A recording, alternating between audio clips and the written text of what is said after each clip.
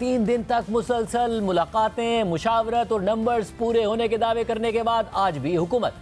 मुजव्वज़ा आईनी तरामीम कौमी असम्बली या सेनेट में पेश नहीं कर सकी, मगर अभी तक इरादा रखती है, क्योंकि फिर खबर सामने आई कि तरामीम के मामले को गैर मुय्यना मुद्दत तक के लिए मौखर कर दिया गया है, मगर मामला अभी तक ज़ेर गौर है। साथ ही मुलाकातों और मुशावरत का सिलसिला जारी है, मगर मौलाना फजल रहमान हुकूमत से मजीद वक्त मांग रहे हैं। आज कौमी असम्बली का इजलास गैर मुय्यना मुद्दत तक मुलतवी होने के बाद पहले बिलावल भुट्टो जरदारी की वफ्द के साथ वज़ीर आज़म शहबाज शरीफ से मुलाकात हुई और फिर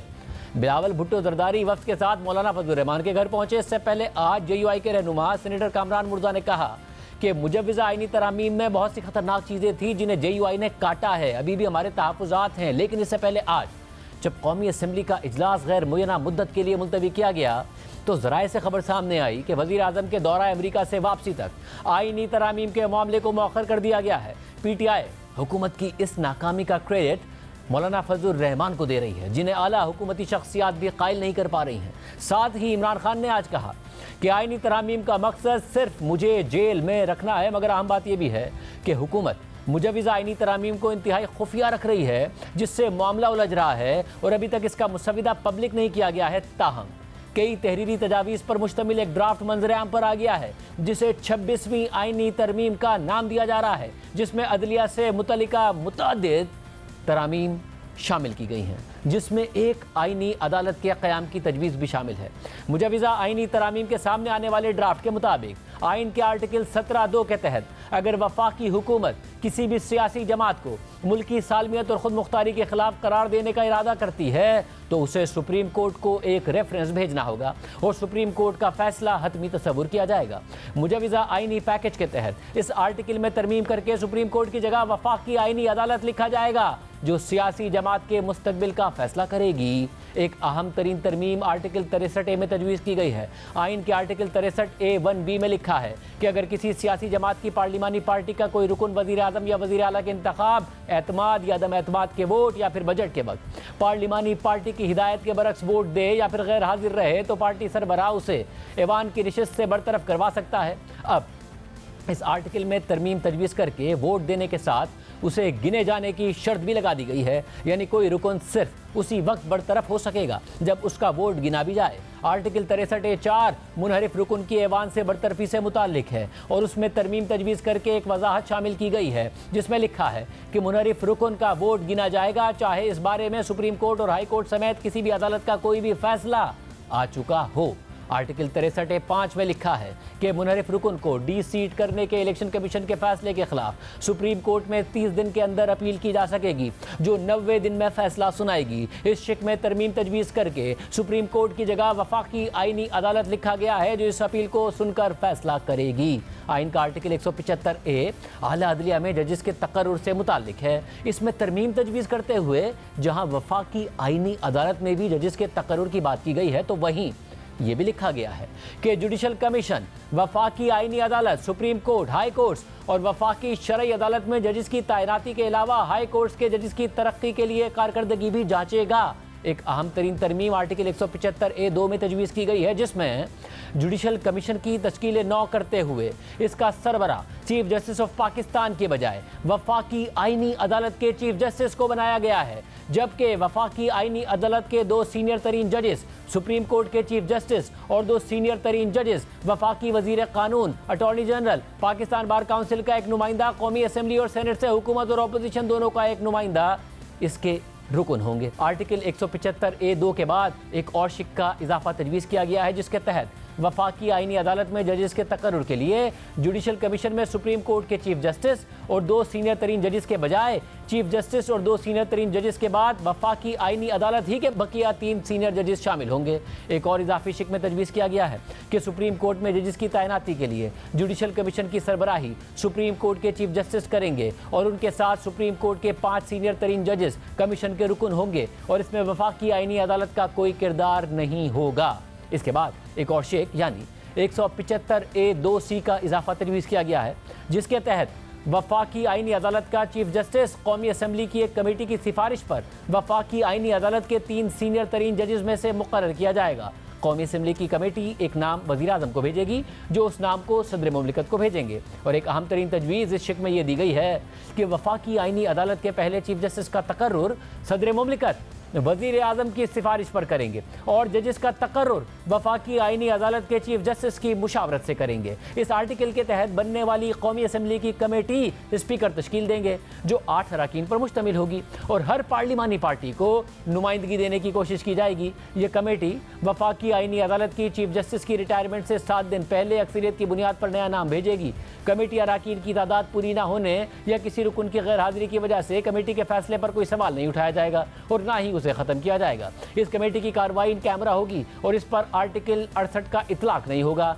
जबकि कमेटी खुद अपने रूल्स बनाएगी। और एक अहम तरीन तरमीम इसी आर्टिकल की शिक नंबर 3 में तजवीज़ की गई है, जिसमें लिखा है कि सदर मुमलिकत सुप्रीम कोर्ट के सीनियर तरीन जज को चीफ जस्टिस मुकर्रर करेंगे,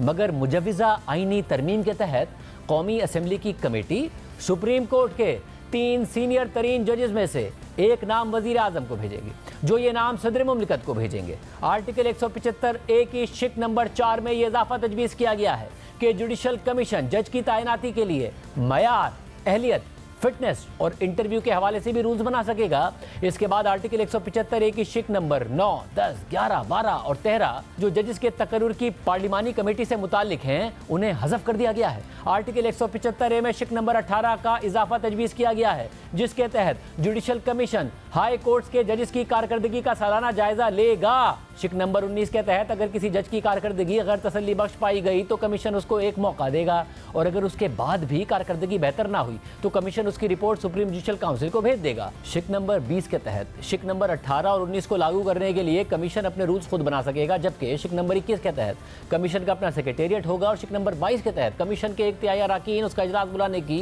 रिक्विजिशन चेयरमैन को भेजेंगे, जो 15 दिन के अंदर इजलास बुलाएगा और अगर चेयरमैन ने 15 दिन में इजलास ना बुलाया तो कमीशन का सेक्रेटरी उसके 7 दिन बाद इजलास बुलाएगा। शिक नंबर 23 के तहत कमीशन का हर रुकन नामजदगी कर सकेगा और कमीशन उस पर गौर करेगा। इसके अलावा आइन में आर्टिकल 175 भी शामिल करने की तजवीज़ भी दी गई है, जिसके तहत वफाकी आइनी अदालत के जजेस की तादाद पार्लियामेंट तय करेगी और ऐसा ना होने की सूरत में सदर मुमलिकत तय करेंगे। वफाकी आइनी अदालत में हर सूबे की बराबर नुमाइंदगी होगी। सदर मुमलिकत वफाकी आइनी अदालत के क़याम और कारकर्दगी से मुताल्लिक ज़रूरी अहकाम जारी कर सकते हैं। आर्टिकल 176 में तरमीम करके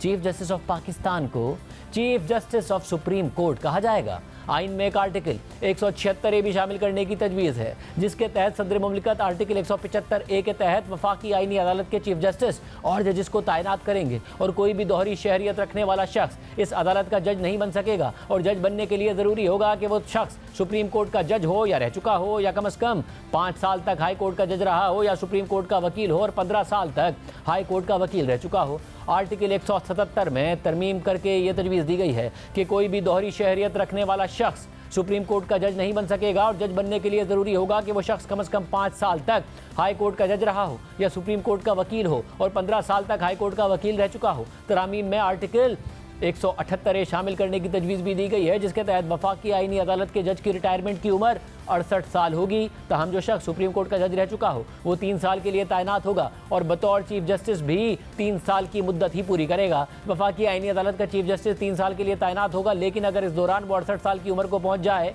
तो रिटायर हो जाएगा। आर्टिकल 179 में भी तरमीम तजवीज़ करके कहा गया है कि सुप्रीम कोर्ट का चीफ जस्टिस भी 3 साल तक ओहदे पर रहेगा, लेकिन अगर इस दौरान वो 65 साल की उम्र को पहुँच जाए तो रिटायर हो जाएगा। इसके अलावा आइन में नए आर्टिकल 179A और B शामिल करने की तजवीज़ भी दी गई है, जिसके तहत वफाकी आइनी अदालत में चीफ जस्टिस या किसी जज की गैर हाज़िरी की सूरत में सदर आर्जी तौर पर किसी अहल शख्स को जज तैनात कर सकेगा। एक और अहम तरमीम आइन के आर्टिकल 184 में तजवीज़ की गई है, जो सुप्रीम कोर्ट के दायरा अख्तियार से मुताल्लिक है। तरामीम में कहा गया है कि वफाकी आइनी अदालत 2 हुकूमतों के दरमियान तनाज़े का फैसला कर सकेगी, जिसमें वफाकी और सूबाई हुकूमतें शामिल हैं। इस वक्त ये इख्तियार सुप्रीम कोर्ट को हासिल है, जो आइनी अदालत को देने की तजवीज़ दी गई है। इसके अलावा आर्टिकल 184 की शिक 3 में तरमीम के तहत वफाकी आइनी अदालत बुनियादी इंसानी हुकूक से मुताल्लिक अवामी अहमियत के मामले पर हुक्म जारी करने का इख्तियार रखती है, यानी इस तरमीम के तहत अज खुद नोटिस का इख्तियार भी सुप्रीम कोर्ट से लेकर वफाकी आईनी अदालत के पास चला जाएगा, जबकि शिक नंबर 5 में भी ये तजवीज़ किया गया है कि इस हवाले से सुप्रीम कोर्ट में ज़ेर इल्तवा तमाम मुकदमात भी वफाकी आईनी अदालत को मुंतकिल हो जाएंगे। आइन में वफाकी आईनी अदालत में अपील से मुतालिक आर्टिकल 184A भी शामिल करने की तजवीज़ दी गई है, जिसके तहत